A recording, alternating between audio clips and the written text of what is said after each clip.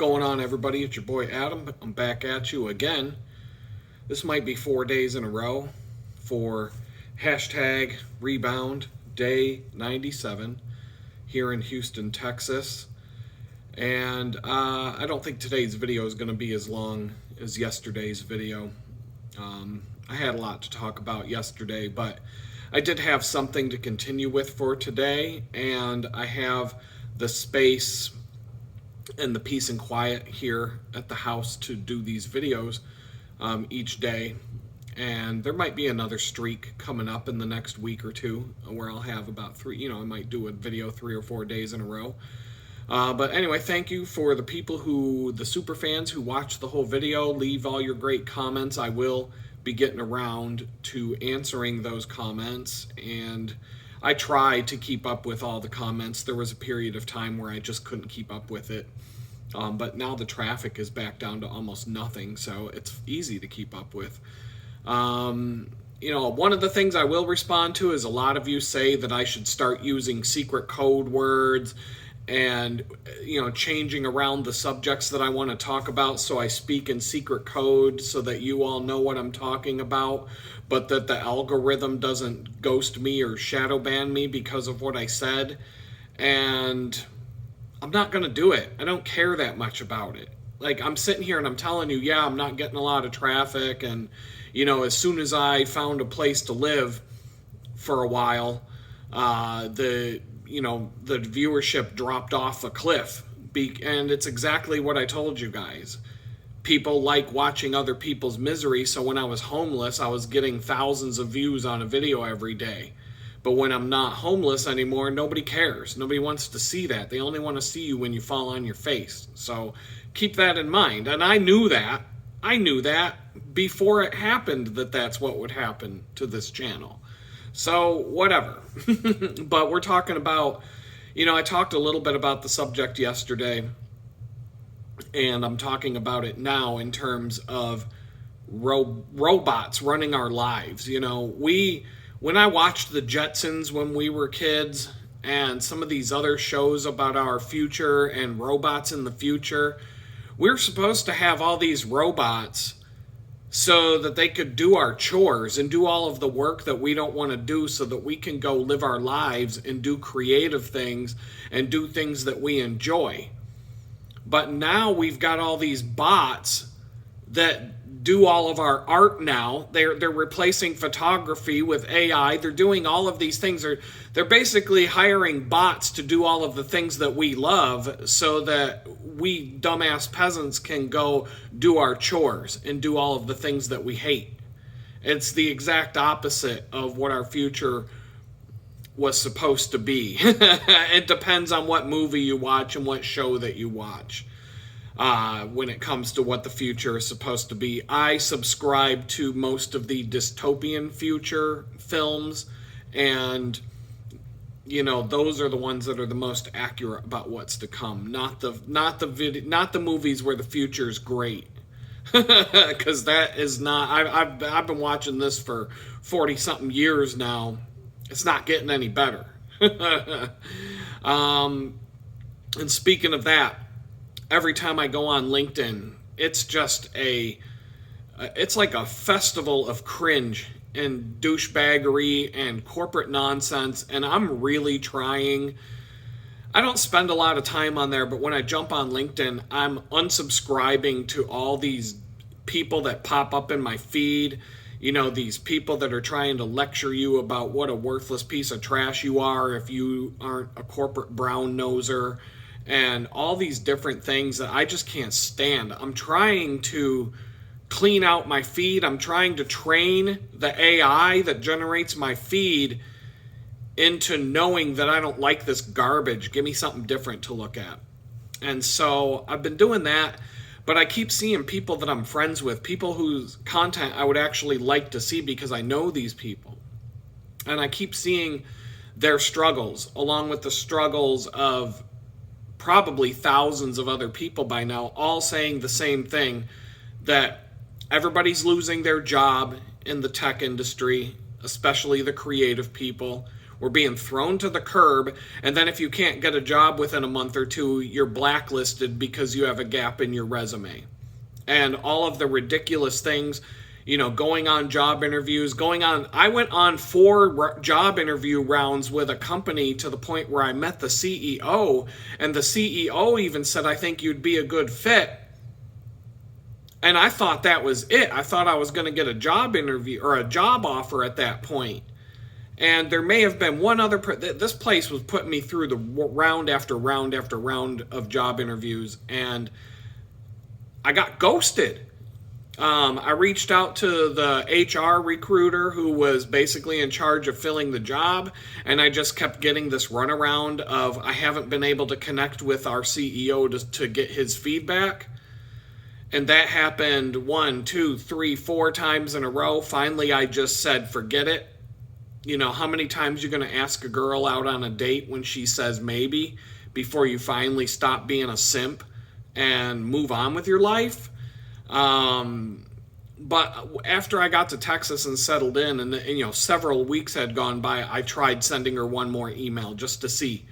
You know, and more of like a, hey, I just wanted to see if that opportunity had ever been filled, you know, good luck. You know, I don't remember exactly what I said. I think I had AI write the letter for me, and I just kind of told it generally what I wanted to say, and I got back a well-written letter, because I'm not putting any of my own time into this shit anymore. Fuck it.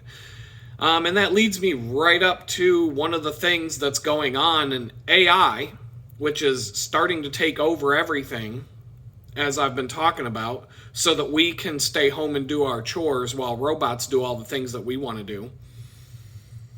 AI is taking over the job search and job market, the job posting market, and job searching and job interview and everything. It's like an AI, it's like an arms race of AI for job postings. You know, companies are using AI to write the job postings, and then they're using AI bots to review the candidates. And the people who apply to the job are using AI to generate their resume. You almost have to, because you have to use AI to write your resume now, because the AI is going to write the resume in a format that the AI bot that reads the resume will respond to. And the whole thing just increases the likelihood that both sides of this whole clusterfuck are going to end up disappointed, because the company's AI does a poor job of picking out good candidates, because it's just looking for keywords and catchphrases. It's not looking for anything important. And the people who make it through the screening aren't necessarily the best out of the pile. I mean, I'm just saying, as a former hiring manager in the creative business, if somebody handed me a stack of 100 resumes, I might go, I don't want to do this. I don't want to weed through a pile of 100 resumes, but I could easily take an hour out of my day, and I could scan through 100 resumes for a creative position that I need to fill and pick out the 5 best candidates within an hour or less, maybe less. It would be fast and it would be easy to do, and I know I would get the best ones. At least the best ones in terms of the ones that tried the hardest. You know, you might skip over somebody who doesn't have a... But no, I would find I've never really made a bad hire anytime I've been in charge of hiring for a position. I really can't say. There was this one time where we hired this witch, but we didn't know she was a witch, and because we got put on the spot, me and this other hiring manager, to hire this woman. We had been interviewing candidates for a few weeks, and we finally got told from above, you just need to effing hire somebody now. And so we both looked at each other. We're like, I guess the next one that comes in gets the job. And she actually came off as a good candidate. But then when she left, we had already offered her the job position. And then we started looking her up on Google, and it was like, oh, God.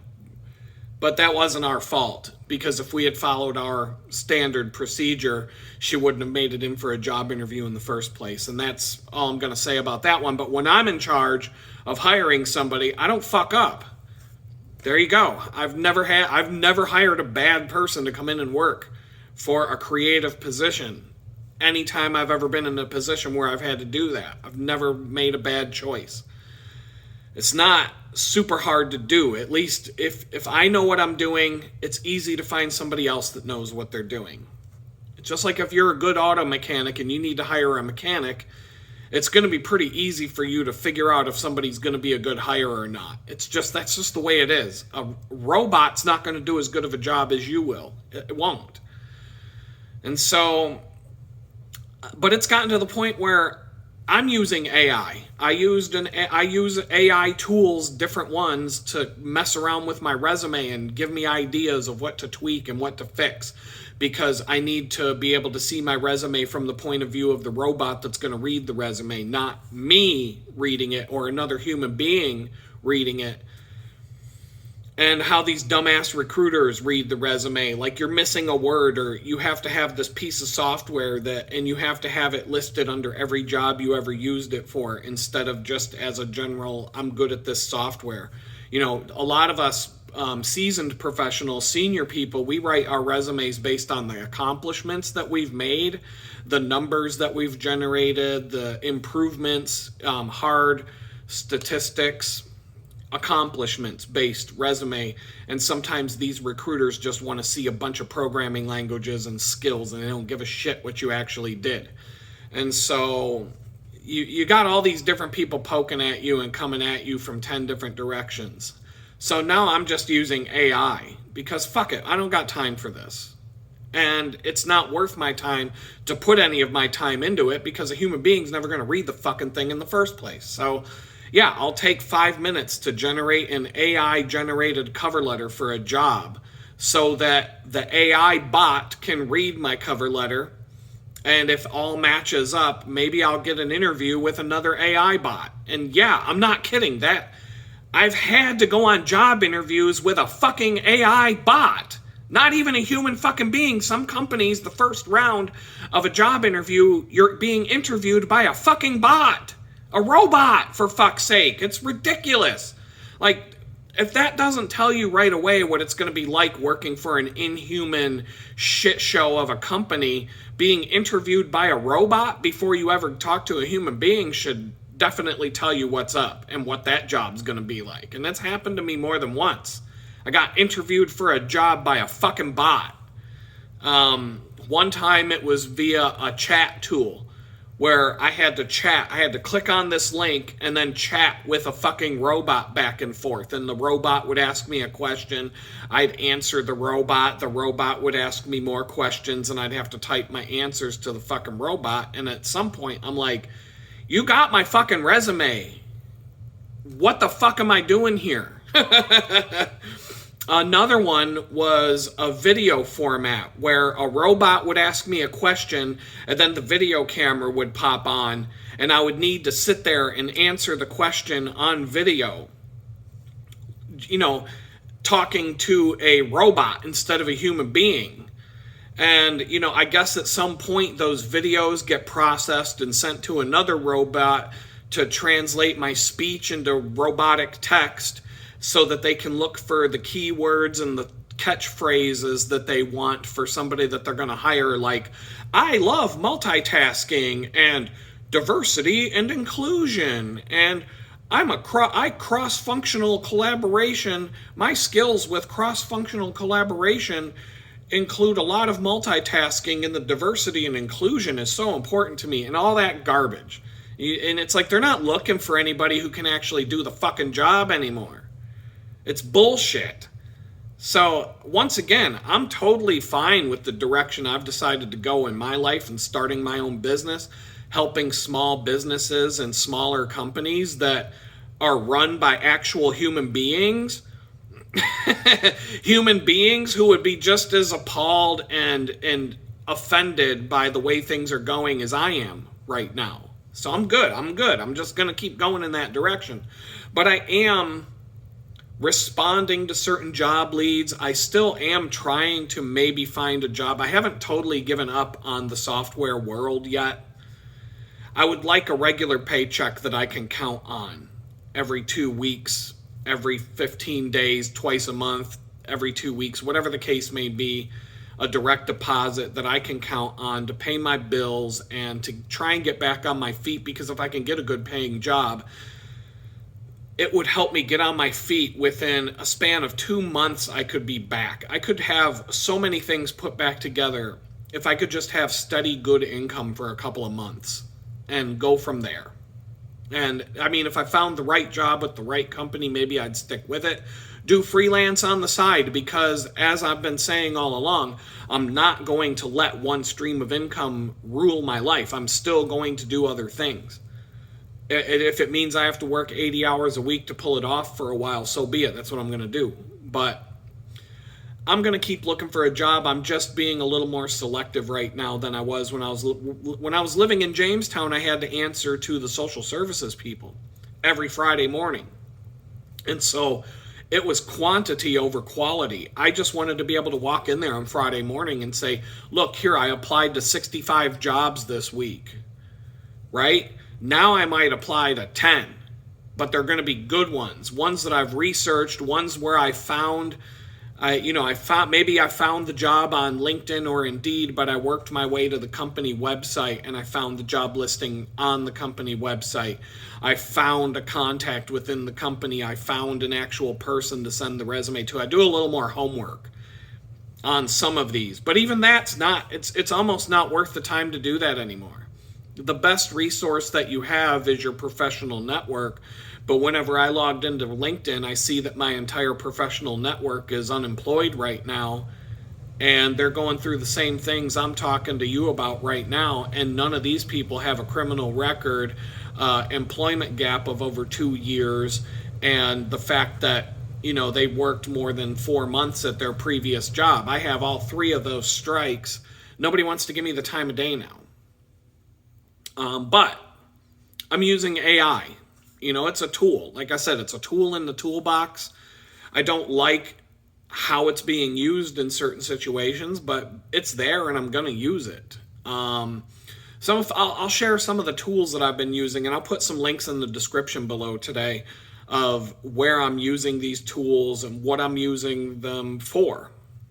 And so one of the tools that I use whenever I have to write a cover letter. When I'm applying for a job, I don't want to write a cover letter. You should be able to get my fucking resume and figure out whether I'm good or not from there.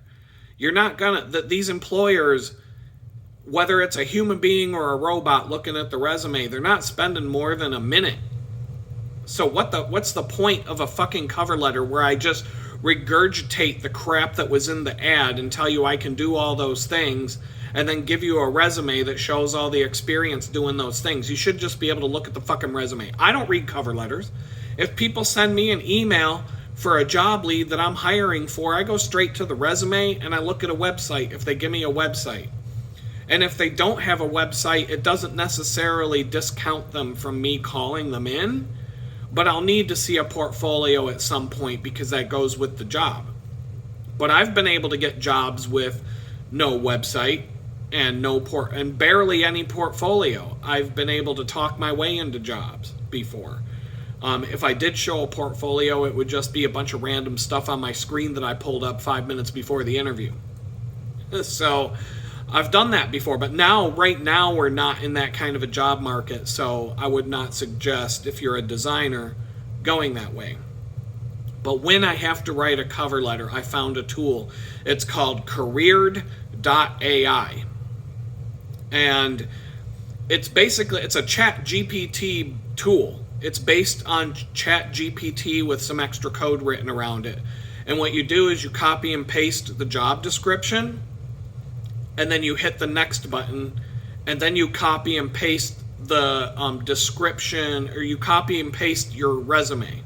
So the first thing you do, you copy and paste the job description, you hit the next button, you copy and paste the text of your resume and hit next, and it generates a cover letter for that specific job based on stuff that it finds in your resume that matches up with the job description. It does a pretty good job. And then I take it into a tool called Grammarly, where I will scan through it, fix any bad grammar that Grammarly points out. I will also read the thing to make sure that it doesn't have thank you for this wonderful opportunity, insert name here, and things like that. I'll make sure that those, or if it just totally screws up and butchers something and makes some false claim of something I did that I didn't do, or it gets something completely wrong, I want to, I'm going to give it the once over.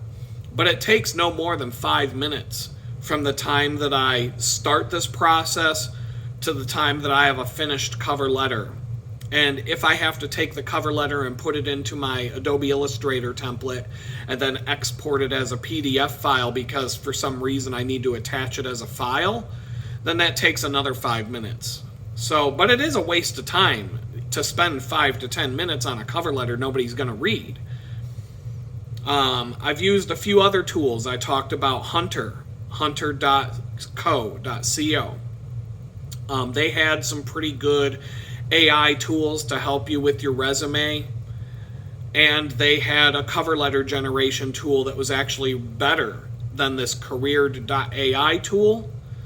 It wrote better cover letters and that needed less finesse. But then they wanted me to pay $50 a month for the service, and it's just too expensive for what they're giving you. When there are other, if they were charging $10 a month, I might have said, yeah, I'll do it. Let's do it. So you've got Grammarly. I actually paid for an account because I'm using it a lot for some of my client projects, and I'm using it more and more. I didn't want to pay for it. But anyway, Grammarly is a souped up spell checker, which also helps you with bad grammar, bad sentence structure, things like that. And it gives you good suggestions for how to fix things. If you can come up with a concept and write something roughly, if you can come up with just your thoughts and jot them down like you're taking notes, but you don't care what it sounds like, you can use Grammarly to help clean that up. Another tool that I'll talk about a little bit more here in a minute, I use Google's Gemini AI assistant. So one of the things that I might do if I have to type something up get my own thoughts on paper, write an email to somebody that's my own thoughts and my own thinking, and here are all the things I want to say, but I'm just jotting it down like a bunch of notes, a bunch of poorly structured bullet points with bad spelling and everything else. I'll feed it into Gemini, which will rewrite everything that I just said in a way that sounds good. It gives me a good place to start. And then I'll take that and put it into Grammarly and clean up the grammar and the spelling and whatever else and the formatting even more. And then I can copy and paste that into my email box and send it. So at the end of the day, they're still my own thoughts. I didn't just tell AI, hey, write me something about this. I actually formulated a bunch of thoughts, and I took my really, really, really rough draft and had the robots clean it up for me. And then I read it back and I'll change things or I'll make it my own at the end of the day. But the AI saves tons and tons of time when it comes to that kind of stuff, especially when it all adds up. And so, like I said, I've used AI tools with my resume, cover letters, emails. I'm going to redo my resume again for the third time this year and try to optimize it. There are other bots out there. I don't even know the names of them. I haven't tried them out. There are bots out there that you can submit your resume to that will screen your resume with the same tools that the companies use, these ATS systems, the applicant tracking systems that companies use, and they will spit back a report to tell you what you need to do. Like if your resume, if you send a PDF file and the robot, the applicant tracking system can't read certain things or it can't figure out what's what, chances are you're not going to get a call for that interview and a human being's never going to see it. Another good test is to go to a job application website where they ask you to I see this a million times. I don't understand it. Well, I do understand it, but it's stupid. You get all these websites that say upload a copy of your resume, and then the next screen is enter everything from your resume in all of these little text boxes going down the page. Well, what the fuck do I got to do that for if I just sent you my fucking resume? Now I got to copy and paste my resume again into all these little boxes and stuff. But some of these tools, some of these job application sites will automatically try to fill in all the boxes, okay? And so one of the things that you can do is use one of those job application sites as a little bit of a test, right? Feed it your resume, and if it completely butchers everything and throws everything in the wrong boxes, completely out of order, and it doesn't make any sense, and you basically have to sit there and recopy and repaste your resume text into all these different boxes because the automatic tool didn't do a good job, then that's a good sign that your resume is not going to be read properly by a robot, and it's just going to be thrown in the trash, and a human being's never going to call you in for an interview. So, but there are other tools specifically to help you analyze your resume file, the actual file that you send, and tell you, hey, you need to change all of this because the robot can't figure it out. Even though it looks great when a human being's sitting in front of it and looking at it, and I get told all the time my resume looks awesome and it has good experience and every, when a human being looks at my resume, I get good accolades. But when a bot reads it, not so much. I think the whole thing's just gotten completely ridiculous. I just can't even, I can't even like wrap my head around how stupid things are right now. It's absurd. But, if companies are going to use bots to post and screen candidates, I'm just going to use a bot to apply for the jobs. Why do I want to put in my time if a human being's never going to give me the time? So, but like I said, it's a whole double-edged sword right now. And all of this AI bullshit completely took off after I went to prison. Before I went to prison, people, everybody was talking about it, but nobody was really using it deeply. It wasn't like it wasn't like the everyday thing in your toolbox that it is for a lot of people now. It was just starting to creep in before I was arrested. But 2 years later, I come out of prison, and, all of a sudden Skynet is just about to take over the United States military and send out a robot and a drone army to exterminate humanity, all in the span of the 2 years I was gone, right? So, but, I just keep saying there's a few benefits of using the AI. I'm using it in ways that are helpful to my business, my creative projects, getting answers to questions easier than I could get just by going to search engines and looking for myself. They're using bots now to analyze these when these douchebags in Congress put out a 70,000 page bill to vote on that they're not going to read. These AI tools can gather up all the fucking garbage that they're shoving into this bill and put it into a digestible format of a Twitter post, and you can see, they're spending, $600 million on a diversity zoo. We're sending $6 billion more to the Ukraine. We're doing a study on the African sand beetle and how viable beetle dung is for building sustainable homes. And all this other bullshit that they throw into these bills. AI can generate a bullet list of here's all the trash I found, and it does it in like 5 seconds. And so there's good and bad when it comes to every technology, including this AI. And I'm using it, like I said. I even saw a LinkedIn post, and I'm going to read the post verbatim, and I'm going to talk about it a little bit more. And this post on LinkedIn said, the poster, the person who wrote it said, the person probably didn't even write it. They probably had ChatGPT write this thing and then took credit for it. I don't know, but this person posted, I don't understand why people don't use ChatGPT for job searches. ChatGPT can increase your interview chances by tenfold. Copy and paste these ChatGPT prompts to land your dream job in 2024. The first one is company research. I have an interview with company name for the position of job position. Please summarize the company's mission, core products or services, and recent news or achievements by analyzing their website, put in the website, and any recent press releases. You'll get back a report that would have taken you an hour to do yourself. You could do that 2 minutes before the job interview, and then you can pretend that you did all kinds of company research and that you're a company man. Resume optimization. I've been talking about that. Review my current resume that I have attached and suggest improvements tailored to applying to a job position at company name. Highlight any gaps in my experience and recommend ways to address these through online courses or projects. Okay, I don't got time for that shit. But I already told you there's a website out there that specifically does that with ChatGPT as the engine behind it. But all you got to do is copy and paste 2 boxes of text and it spits it back out at you.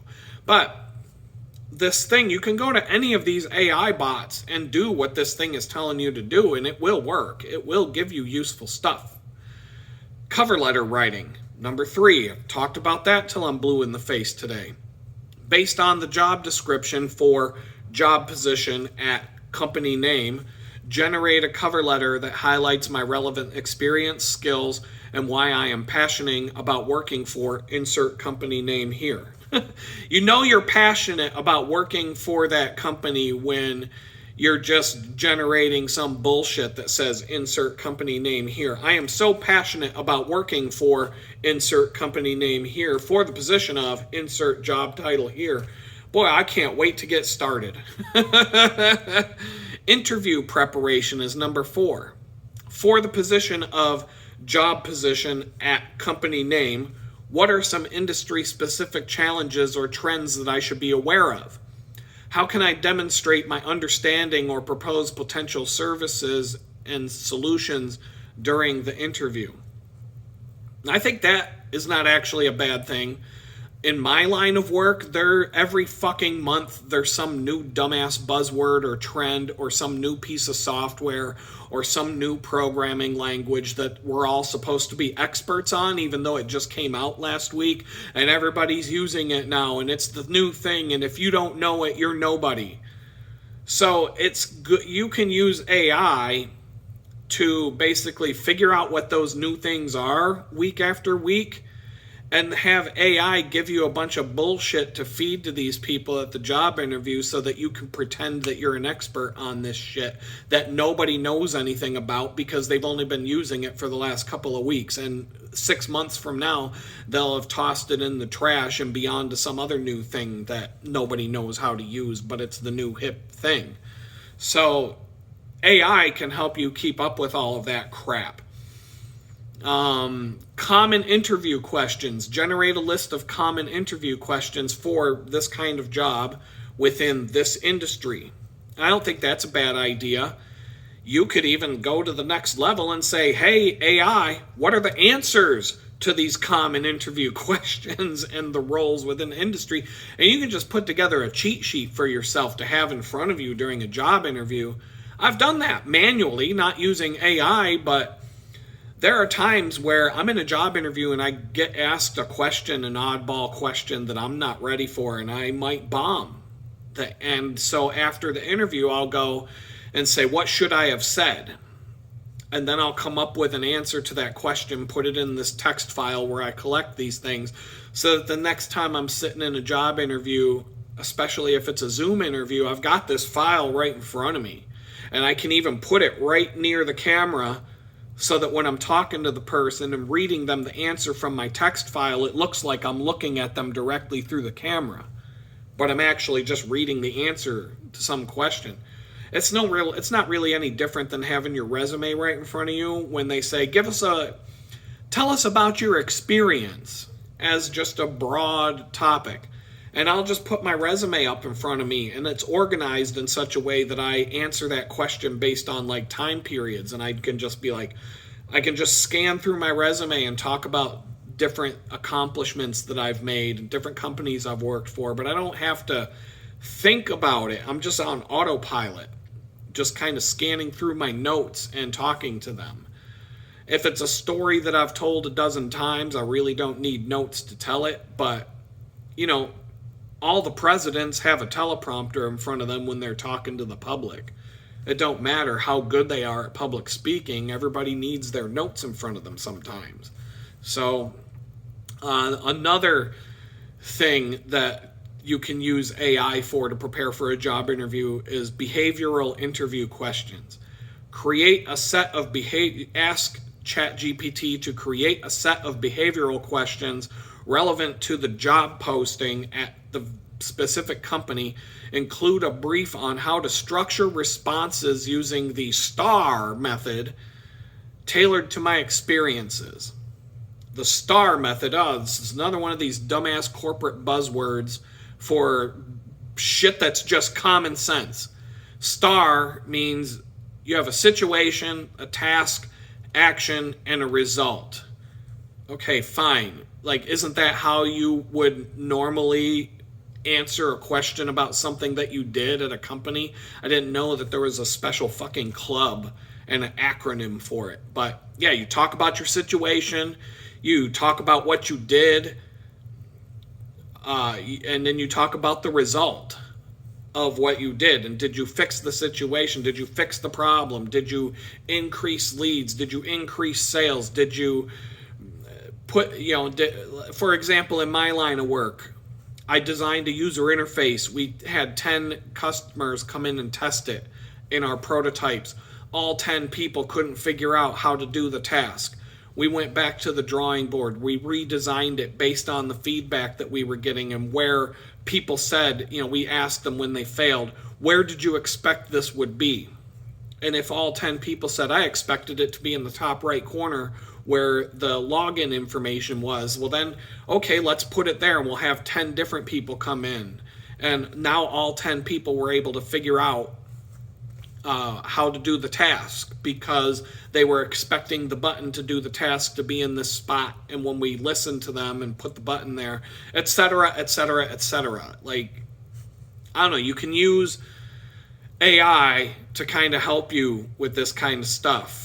I don't feel like I need it for that kind of stuff, but follow-up after the interview, I definitely use the chatbot for.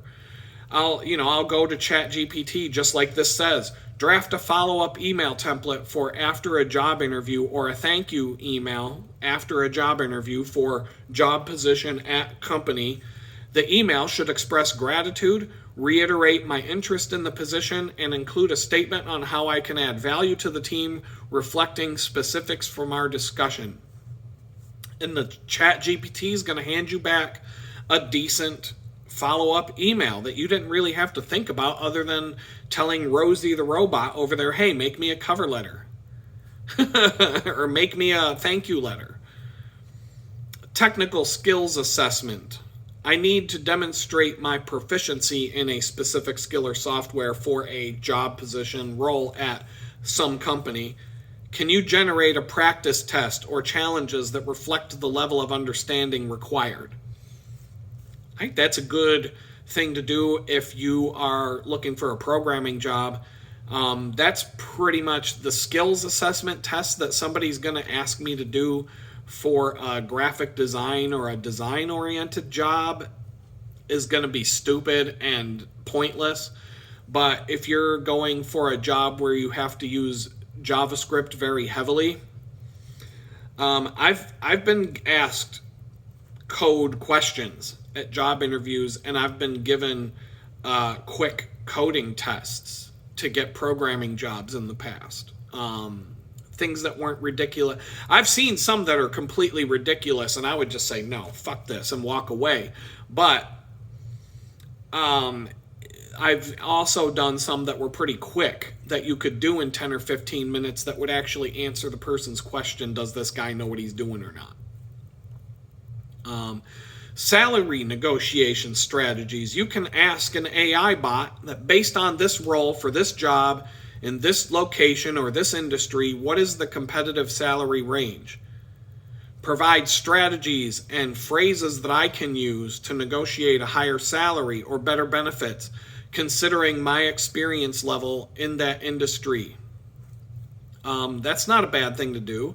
You can do that research on your own. There's lots of different ways to do it, but AI can just spit back the answer to some of these questions in the snap of a finger, where you might have to go screwing around reading 20 different articles on websites to get the same information for yourself. Networking and referrals. You can ask AI to provide tips on how to use LinkedIn for networking with employees currently working at a specific company. And honestly, this has given me ideas right here. Maybe I could go to these AI bots and say, hey, who's the hiring manager for this kind of job at such and such company? And then email that person directly. Let me think in specific terms. I have a story about that. Networking and referrals. This wasn't an AI bot. But there's this place in Jamestown. It's relatively famous. It's called the National Comedy Center. I'll name it now because this is in the past. I saw that they were looking for like a marketing director or somebody to work in their marketing department, handling everything from graphic design and printed marketing materials, their website, and some other things. And it was posted by a recruiter. And so I sent a really good cover letter and my resume and some other things to this recruiter. And the recruiter got back to me within an hour, and he told me that that was an old job lead that he hadn't taken down yet, or for whatever reason the platform still leaves it up and he still gets contacted about it, but he's not, that is not in his that's not in his network anymore, or that job is not something that he's looking to fill anymore. And he said to me, he goes, you may want to just reach out to the director, he told me her name, of the National Comedy Center directly and see where that goes.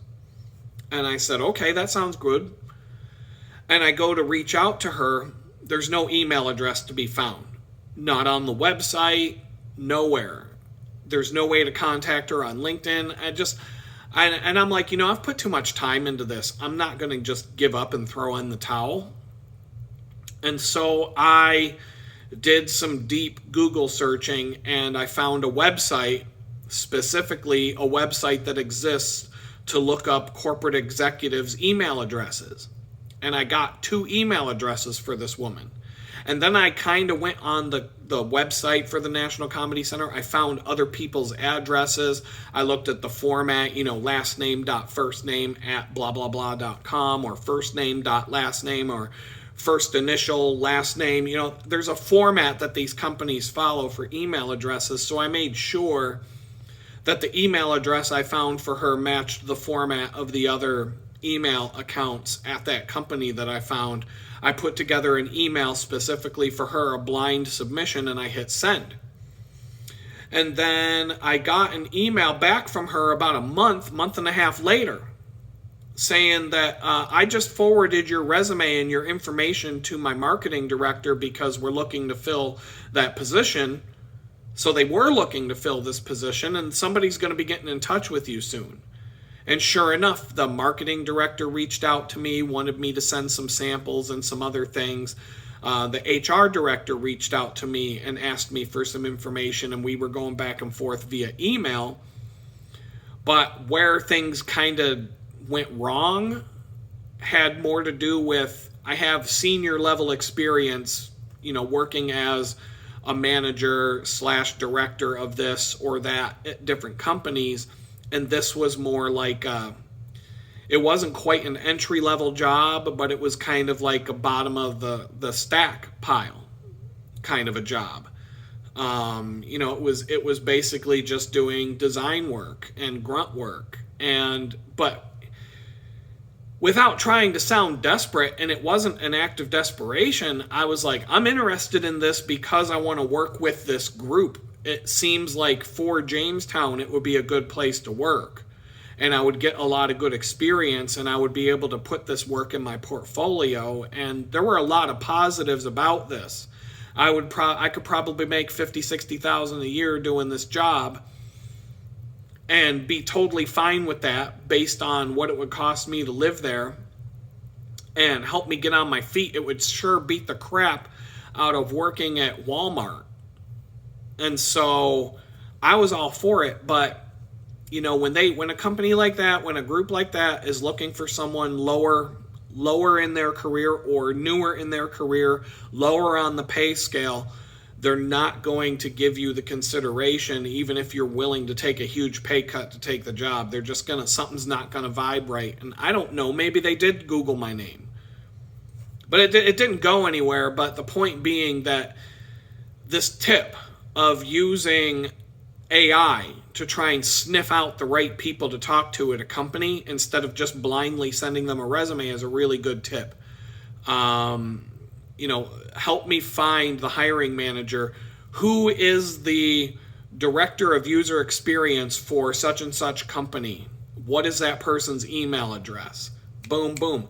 So you can still send the blind submission for the job through LinkedIn, Indeed, or whatever, but you can also send a cover letter and a resume directly to that hiring manager. And maybe that helps you break through a wall that was put up by going around the wall instead of trying to break through it. And so those are just some tips. I think that just... you know, that covers all of the things that this article talked about on LinkedIn. And so, like I said, I've been using the AI bots regularly. I'm not even going to list out the riffraff or the ones that I've used once or twice or just tinkered with and didn't really do anything with. But I'll just give you a quick list. ChatGPT, I talked about this many times in this video. I've used it for lots of different things, but it's chat-based. It's text-based. Google has an AI bot called Gemini. I've used this for all kinds of things, from writing. I use it to help me with my writing, to clean up ideas into well-structured sentences and thoughts. I use it instead of a search engine when I'm trying to research something. I'll use it for generating images. I'll say, hey, my Lit Good Photography logo came from Google's Gemini AI assistant to a little bit of an extent. I said, give me some ideas for my Lit Good logo with a Christian theme and some things like that. And it spit back a bunch of crap with Jesus on the cross and all these. And I was like, no. How about a Christian theme without a cross or without Jesus? Can you give me something like, and we kept going back and forth with it. And then it spit out something that looked a lot like the logo that I use for Lit Good Photography. The little bird is in the corner of this video as a watermark, and it represents the dove.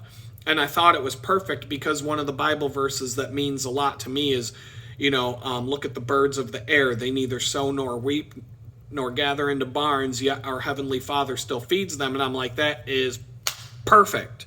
And so I took the logo that Gemini generated, I opened up Adobe Illustrator, and I redrew the whole thing. So I cleaned up the bad typography to make the typography look good.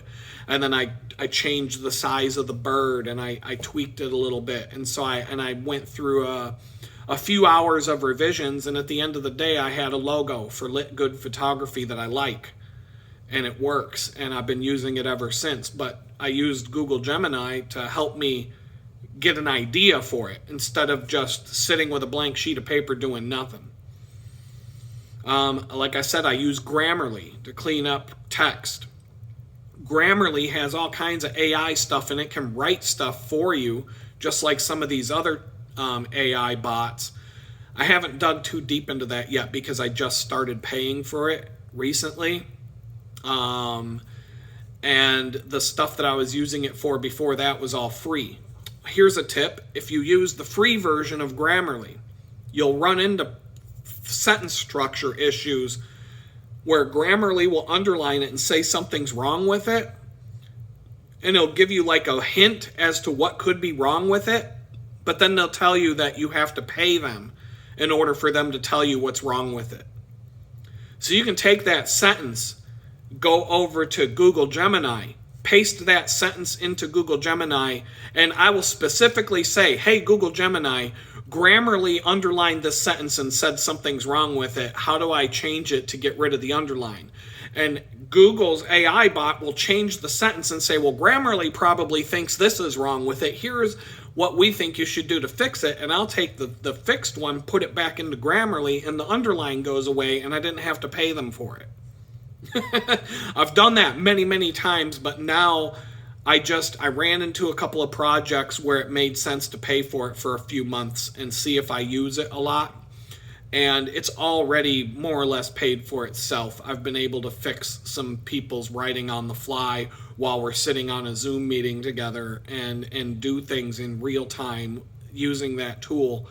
It's been very useful. So aside from that, Microsoft has a tool called Microsoft Designer. It's an image generation tool.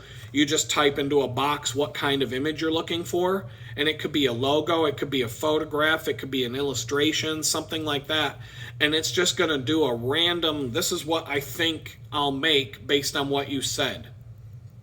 So for the thumbnail images that I'm using right now for my videos, the background where it just has a desk with a bunch of computers and bike parts and cookies and baking stuff and just a bunch of this random stuff, that's literally, I went to Microsoft Designer and I said, hey, make me an image of a table covered in laptops and iPads and bike parts and cooking utensils, baking utensils, and some cookies and coffee. I want cups of coffee on there too.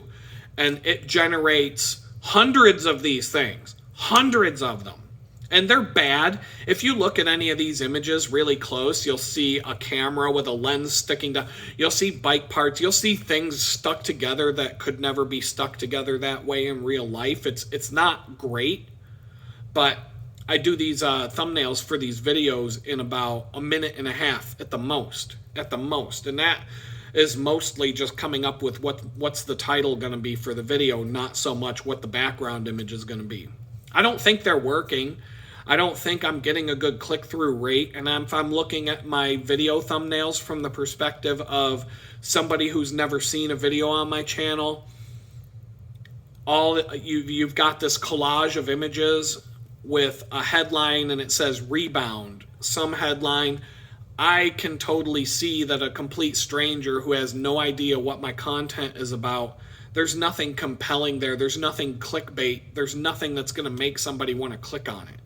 When my thumbnail said, hey, I'm homeless,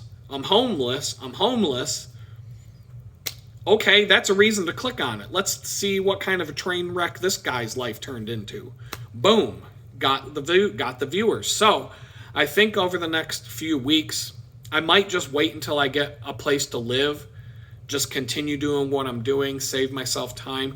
But if I come up with an idea in my head for a new format for thumbnails and a new format for titles and stuff on this channel, that might actually fix the engagement, because a lot of it's based on when Google shows your thumbnail image to 1,000 people, if less than 1 out of 600 click on it, they're going to stop showing it to people because nobody wants to see it.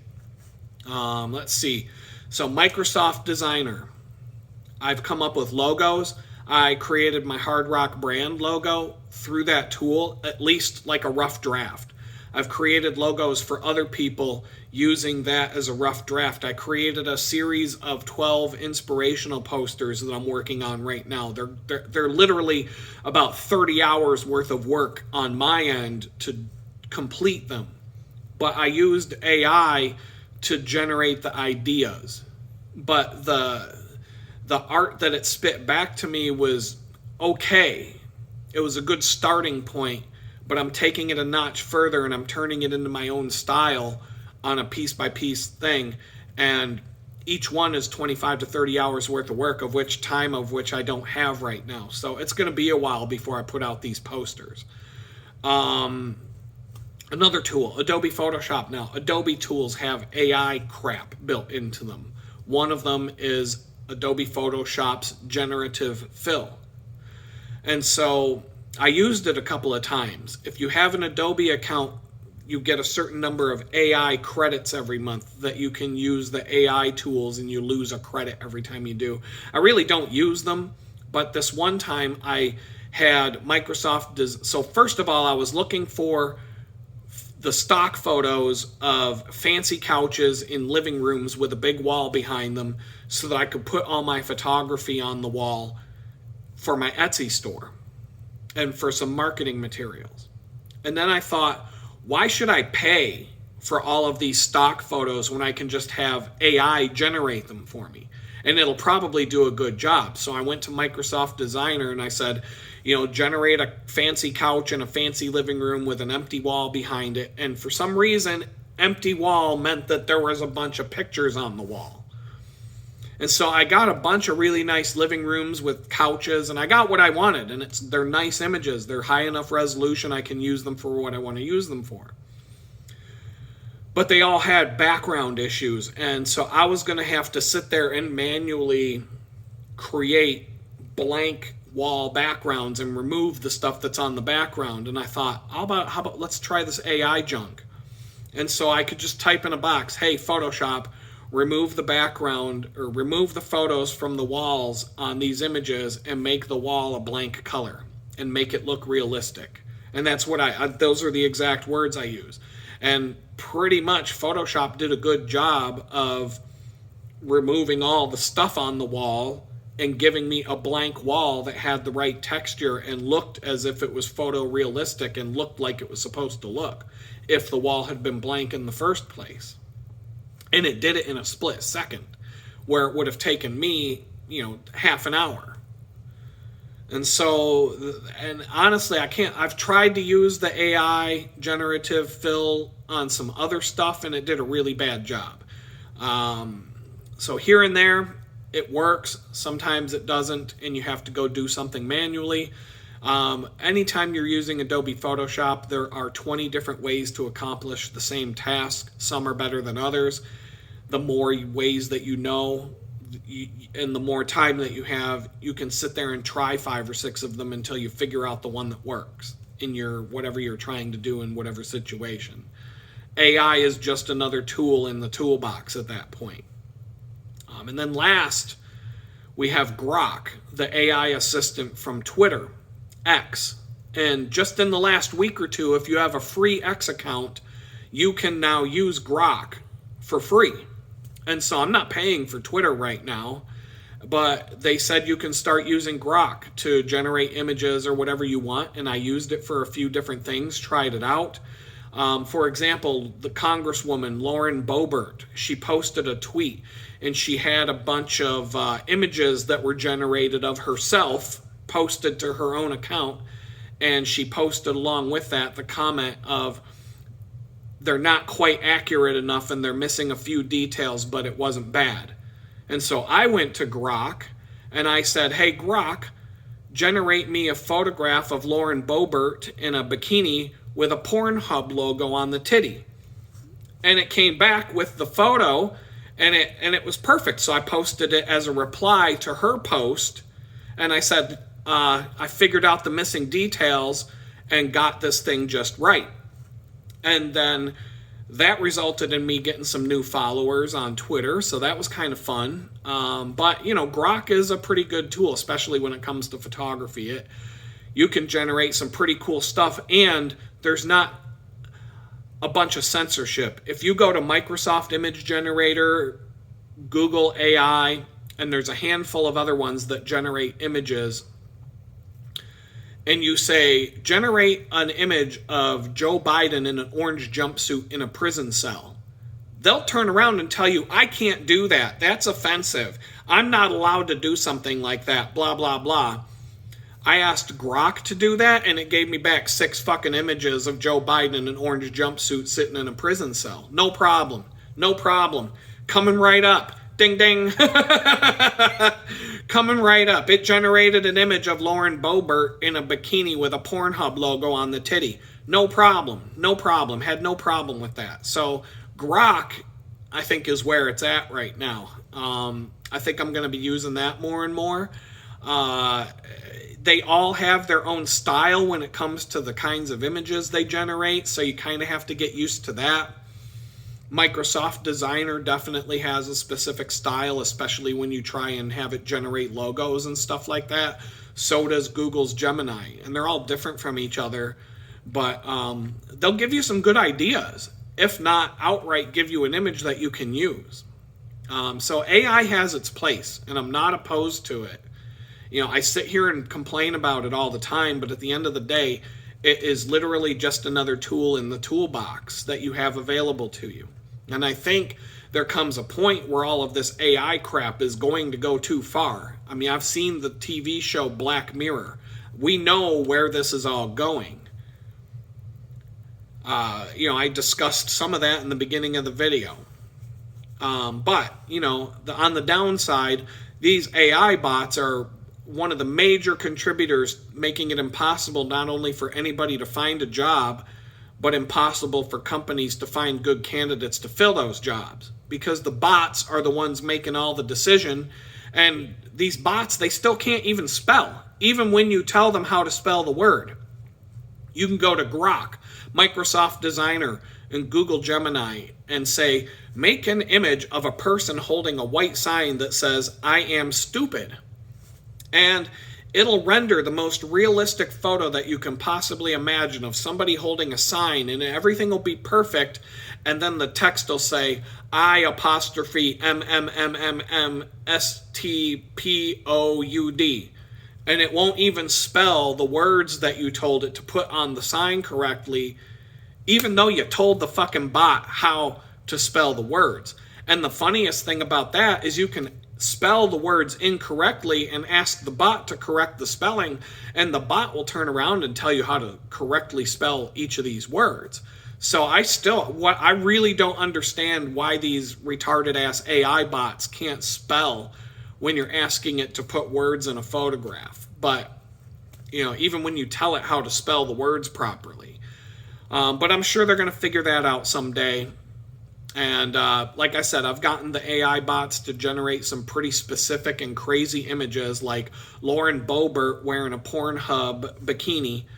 And it's been very useful to me in the last several months. If you want to see that image, you can go to my Twitter and just look under the replies tab, and you'll find it down there. It did a good job.